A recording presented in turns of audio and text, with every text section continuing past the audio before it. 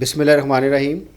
Republic policy کے programme حل کیا ہے کو لے کے ہم آپ کی خدمت میں حاضر ہیں. آج ہمارے مہمان طاہر مقصود چھینا صاحب ہیں.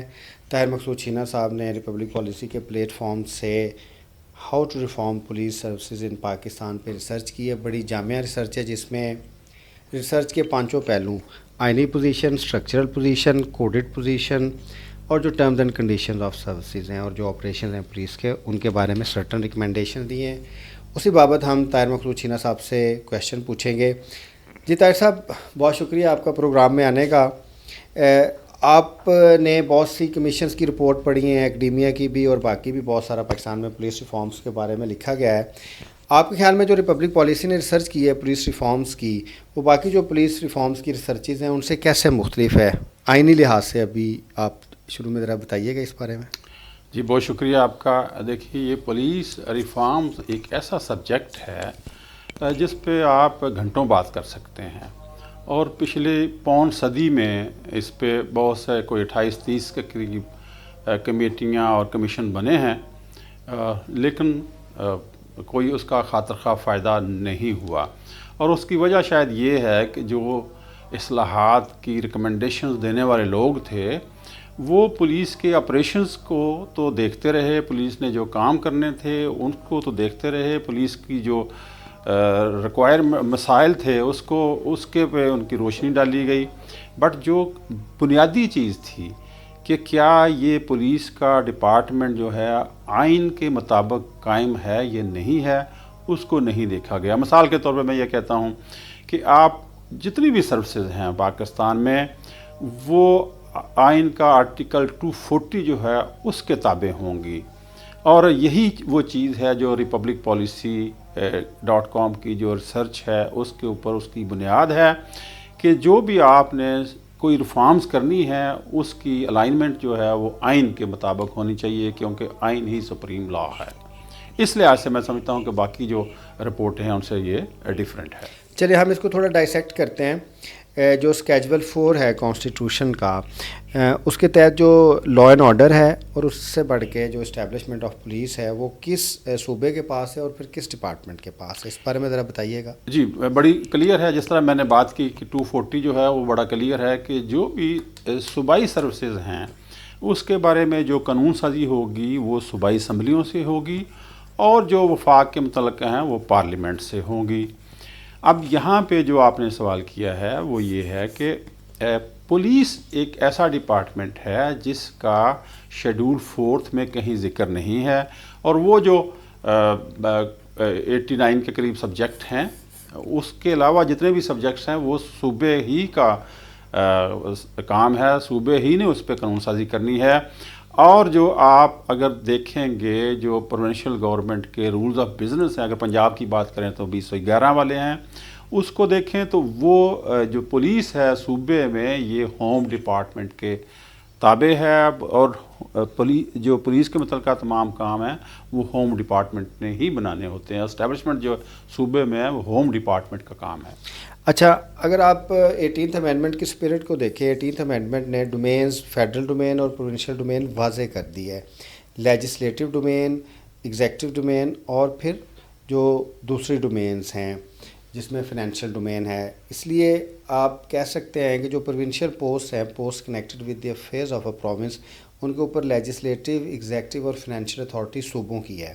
جب پروونشل پوسٹ آئی جی کی پوسٹ سے لے کے کانسٹیبل کی پوسٹ پہ پروونشل اتھارٹی ہے، کانسٹیٹیوشنل اتھارٹی ہے، تو پھر وہ پوسٹ کو پی ایس پی کے اسکیجول میں کیسے ریزرو کیا جا سکتا ہے؟ ہاں، یہ ایک آئینی فلاح ہے اس میں، کیونکہ 18th امینڈمنٹ کے بعد جو ہیں جو قوانین بنانے تھے صوبوں نے اپنے قوانین تو آلموسٹ بنا لیے، بٹ جو پولیس کی اسٹیبلشمنٹ تھی خاص طور پہ ایس پی اور آن ورڈ، اس کے بارے میں کوئی خاص قانون سازی یا رولز نہیں بنائے گئے.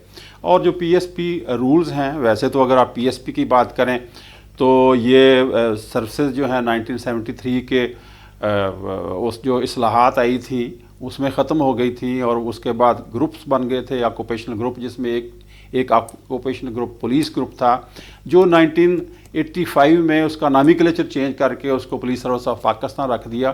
تو اس پہ تو بہت ساری بحث ہو سکتی ہے، میرے خیال میں تو یہ ہے غیر آئینی. بٹ اب دیکھیے وہ اس کا جو شیڈول لگا ہوا تھا اس شیڈول میں ایک مخصوص پوسٹیں تھیں, بٹ اس میں انہوں نے کہا تھا کہ 40% جو ہے یہ صوبائی سروس کے لوگوں کو اس میں رکھا جائے گا. اچھا, اب اس کا مطلب کچھ اور نکال لیا انہوں نے کہ انڈکشن شروع کر دی. اب انڈکشن اور چیز ہے اور پوسٹنگ اور چیز ہے. سو آئی جی اور کانسٹیبل تک آپ نے صحیح کہا کہ یہ ایک صوبے کی پوسٹیں ہیں, اور بدقسمتی دیکھیے اگر آسان لفظوں میں کہ پنجاب کے کوئی 11.5-12 کروڑ کے لوگ ہیں, آدھا پاکستان یہاں رہتا ہے. یہ سارے لوگ الیکشن کے ذریعے ایک چیف ایگزیکٹو جو ہے, چیف منسٹر جو ہے, اس کو الیکٹ کرتے ہیں اسمبلی کی معرفت. بٹ وہ جو چیف منسٹر ہے اس کا اختیار نہیں ہے جو پی ایس پیز ہیں, وہ اس لیے کہ وہ وفاق کے ملازم ہیں, وہ اس کے اچھا صاحب, آپ یہ کہنا چاہ رہے ہیں کہ جو ریزرویشن آف پوسٹ کے ذریعے جو فیڈرل پولیس کے آفیسرز ہیں پی ایس پی سروس سے تعلق رکھتے ہیں, وہ صوبائی قانون, صوبائی کابینہ, صوبائی اسمبلی اور صوبے کے قانون کے ماتحت نہیں ہیں, کیا آپ ایسے ہی کہنا چاہ رہے ہیں؟ جی بالکل, وہ کسی لحاظ سے بھی ان کے تابع نہیں ہیں, اور نہ ہی یہ کوئی ان کے خلاف اب کوئی غلط کاری میں ملوث ہے تو اس کے خلاف کوئی انضباطی کارروائی نہیں کر سکتے. اور اس کی آپ نے مثالیں پیچھے دیکھی ہیں ساری کی ساری, کیا ہوتا ہے کہ وفاق کا ایک مطلب یہ تو آسان سی بات ہے. اگر آپ 18th امینڈمنٹ کی بات کریں کہ وفاق نے 4 چیف سیکرٹری لگانے ہیں اور 4 آئی جی لگانے ہیں اور سارے صوبوں کو کنٹرول کر لینا ہے, تو وہ جو ایک طرح کا کہا جاتا ہے کہ صوبائی خود مختاری یا کسی لحاظ سے وہ آزاد ہیں صوبے, وہ تو بات نہ ہوئی. اس سے تو یہ مراد ہے پھر صوبے تو معطل ہے عملی طور پہ, کہ اگر صوبہ کا چیف منسٹر آئی جی کو یا for that matter even chief secretary کو کوئی ڈائریکشنز پاس کرے تو وہ انکار کر دیں, تو وہ پھر صوبے کا جو چیف منسٹر ہے, چیف ایگزیکٹو ہے, that represents the will of the province of the, وہ تو پھر کچھ کر نہیں سکتے. یہ تو پھر فیڈریشن میں ایک یونٹری فارم آف گورننس ہوا. یہ بالکل ایسے ہی ہے, صوبوں کا کوئی کنٹرول نہیں ہے, اور بڑے افسر جو ہیں صوبے میں سب سے بڑا افسر چیف سیکرٹری ہوتا ہے, یا اگر پولیس کا ہے تو سب سے بڑا آئی جی ہے, اور باقی سب لوگ جو ان کو جواب دہ ہیں. تو عملی طور پہ تو یہ ہوا کہ تمام جو سول اور پولیس کی بیوروکریسی ہے یہ جو صوبائی ایگزیکٹو پولیٹیکل ایگزیکٹو ہے اس کے ماتحت نہیں ہے. اچھا, اس سے ایک اور کویشچن سامنے آتا ہے, جو آپ کی پولیس ریفارمز پہ ریسرچ ہے اس پہ جو آپ کی چیف ریکمنڈیشن ہے وہ پی پی ایس کی ہے, کہ جس طریقے سے پنجاب میں یا باقی صوبوں میں پروونشل مینجمنٹ سروس ہے سول ایڈمنسٹریشن میں, اسی ہی طرز میں جو آپ کی پرائم ریکمنڈیشن ہے P P S, provincial police service کا قیام عمل میں لانا چاہیے. تو یہ پی پی ایس کی ریکمنڈیشن آپ نے کیوں دی؟ کیا یہ آئینی ضرورت ہے, کیا یہ انتظامی ضرورت ہے, اس کی کیا اس کے پیچھے بیسک یا فنڈامنٹل ریشنل کیا ہے؟ جی, اس کی دونوں آئینی ضرورت بھی ہے جو بہت مقدم ہے, جو بڑی سب سے جو اہم ضرورت ہے وہ یہی ہے کہ آپ آئین کے تابع ہوں, اور پاکستان کا کوئی بھی قانون جو ہے وہ سسٹین نہیں کر سکتا اگر وہ کسی وجہ سے آئین سے متصادم ہے. تو اس کا ایک تو بنیادی وجہ یہی ہے کہ آئین کے مطابق ہو. دوسرا یہ ہے کہ جو لوگوں کی حکومت ہے, جو لوگوں نے الیکٹ کی ہے, تو جو جتنی بھی بیوروکریسی ہے وہ اس پولیٹیکل ایگزیکٹو کے ماتحت ہونی چاہیے. پھر یہ ہے کہ ابھی آپ دیکھیں کہ جو لوگ اس وقت پولیس میں بھرتی ہو رہے ہیں وہ سب ہائیلی گریجویٹڈ ہیں, ہائیلی پڑھے لکھے ہیں, اور اپنے فیلڈ میں انہوں نے ماسٹرز ڈگریاں ہولڈر ہیں. تو اب یہ اتنے پڑھے لکھے لوگ جو ہیں ان کا اپرچونٹی تو ہونی چاہیے, اور ویسے بھی آئین میں ہر بندے کو یہ حق حاصل ہے کہ وہ کسی بھی لیول تک جو نوکری کر سکتا ہے. اس وقت جو سب انسپکٹر بھرتی ہو رہے ہیں, اگر ان کا سروس اسٹرکچر نہیں ہوگا تو ظاہر وہ فرسٹریشن کا شکار ہوں گے. تو میں صوبائی پولیس سروس جو ہے اس کی اس لیے ریکمنڈیشن دیتا ہوں کہ ایک تو ان لوگوں کا کیریئر ہوگا, اور جو غلط کام ہو رہے ہیں اس لحاظ سے کہ غیر قانونی طور پر پوسٹنگیں ہو رہی ہیں وہ نہیں ہوں گی, اور لوگوں کے اندر جو شوق پیدا ہوگا, ان کو جب یہ پتہ ہوگا کہ انہوں نے پروموشن لینی ہے تو وہ بہت ساری برائیوں سے بچے رہیں گے اور دل لگی سے وہ کام کریں گے.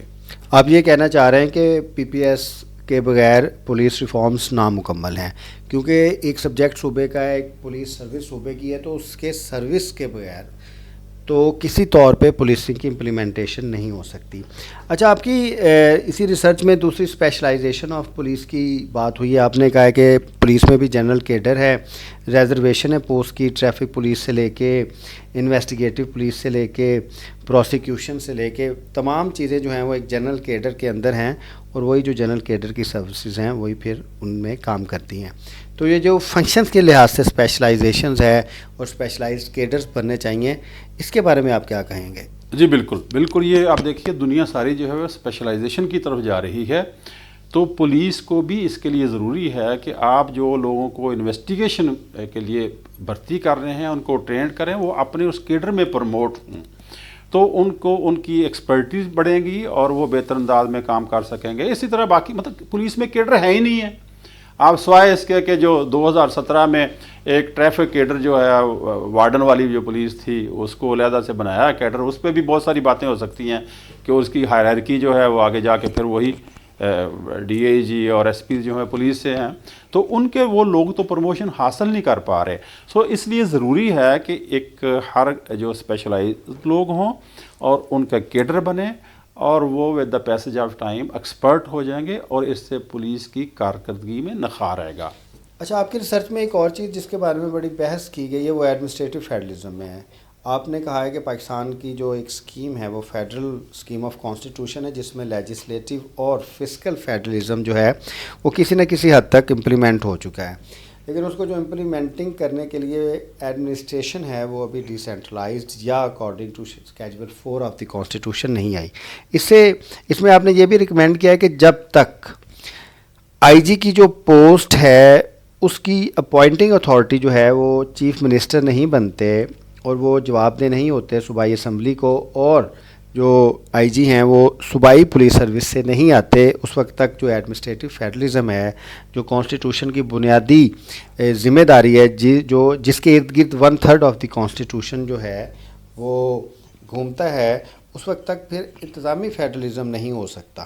کیا آپ نے اس ریسرچ کے بارے میں یہ جو آپ کا پوائنٹ ہے اس کو تھوڑا ایلیبوریٹ کیجئے گا عام آدمی کے لیے؟ جی دیکھیے, یہ آپ نے پوری کی پوری بات کر دی ہے. بڑی سمپل سی بات ہے, جیسے میں نے پہلے بھی بات کی کہ آئین جو ہے اس نے لکھ دیا, اس نے آپ کو رستہ دے دیا, اس نے ایک گائیڈ لائن دے دی کہ آپ نے یہ کام کرنے ہیں, تو اب ہمیں اس کے مطابق ہی کام کرنے ہیں.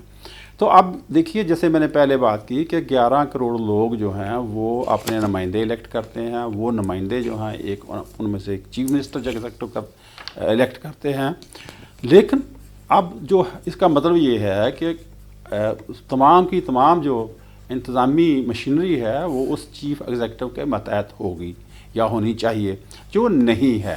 اگر نہیں ہے تو پھر وہ جو قدرت اللہ شہاب نے کہا تھا کہ میں وہاں پہ گیا چیف سیکرٹری کے پاس ایک پوسٹنگ کے لیے, تو چیف سیکرٹری نے مجھے انکار کر دیا, تو میں اس وقت جو چیف منسٹر تھے ان کے پاس گیا, تو چیف منسٹر صاحب جو ہیں وہ تو پریشان ہو گئے کہ جناب چیف سیکرٹری نے اگر انکار کر دیا تو میں کیسے آپ کی پوسٹنگ کر سکتا ہوں. تو وہ اب دیکھیے وہ جو انگریز دور تھا وہ سسٹم جو کالونیل سسٹم ہے وہ ابھی تک یہاں پہ چل رہا ہے. تو اس کو پاکستان کے موجودہ حالات میں اس کو ختم کرنا ہوگا.